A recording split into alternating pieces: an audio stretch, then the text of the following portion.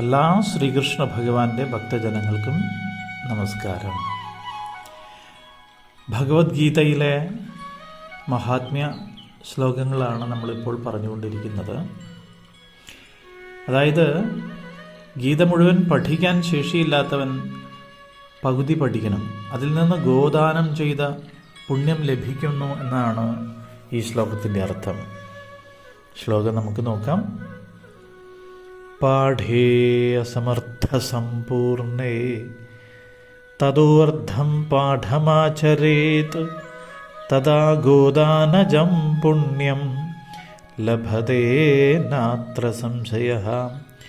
സമ്പൂർണേ പൂർണ്ണമായ, അതായത് ഗീത മുഴുവനും, പാഠേ പാരായണം ചെയ്യാൻ, അസമർത്ഥഃ കഴിയാത്തവൻ, തദർത്ഥം അതിൽ നിന്ന് പകുതി, പാഠം ആചരേത് പാരായണം ചെയ്യണം. തഥാ അപ്പോൾ ഗോദാനജം അതായത് പശുദാനം ചെയ്താലുണ്ടാകുന്ന പുണ്യം സുഹൃതം ലഭതേ ലഭിക്കുന്നു. അത്ര ഇക്കാര്യത്തിൽ ന സംശയമില്ല. അതാണ് പാഠേ സമർത്ഥ സമ്പൂർണേ തദോർദ്ധം പാഠമാചരേത് തഥാ ഗോദാനജം പുണ്യം ലഭതേ നാത്ര സംശയഃ.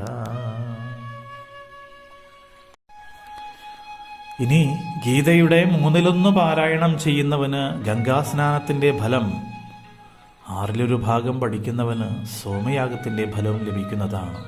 അതാണ് ത്രിഭാഗം.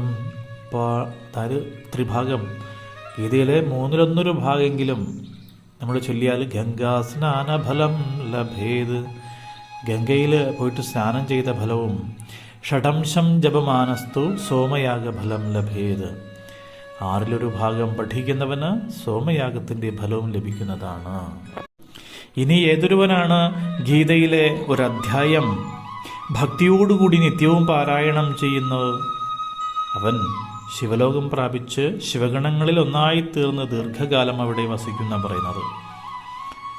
ഏതെങ്കിലും ഒരാൾ ഒരധ്യായം, യഹ യാതൊരുവൻ, ഏകാധ്യായം തുയോ നിത്യം പഠതേ ഭക്തി സംയുതഃ രുദ്രലോകമവാപ്നോതി ഗണോ ഭൂത്വാ വസീച്ഛിരം.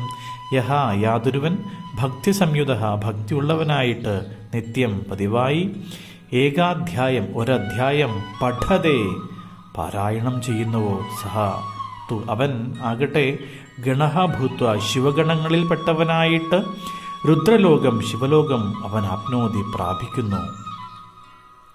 അതായത് ശിവലോകം വാപ്നോതി പ്രാപിക്കുകയാണ്, ചിരം വളരെ കാലം, വസതേത് വസിക്കും. അപ്പോൾ ഏകാധ്യായം തുയോ നിത്യം പഠതേ ഭക്തി സംയുതഃ രുദ്രലോകമവാപ്നോതി ഗണോ ഭൂത്വാ വസീച്ഛിരം.